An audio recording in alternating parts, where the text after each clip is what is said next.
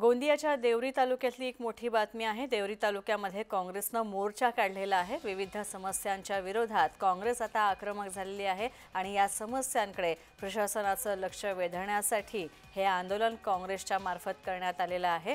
तसंच गोंदिया जिल्ह्याच्या देवरी तालुक्यात नक्षलग्रस्त भाग म्हणून हा खरं तर देवरी तालुका ओळखला जातो आणि या तालुक्यामध्ये विविध मोठ्या प्रमाणात समस्या आहेत आणि या विविध समस्यांना घेऊन काँग्रेसनं आज मोर्चा काढला आणि प्रशासनाला जाग करण्याचा प्रयत्न केला।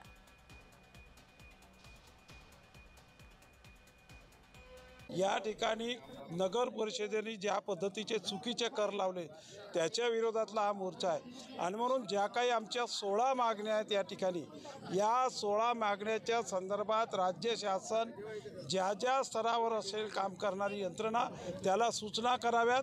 जर केलं नाही तर निश्चितपणाने याचा तीव्र आंदोलन येणाऱ्या दिवसात दिसेल आणि सरकारलाही त्या गोष्टीला अडचणीत यावं लागेल।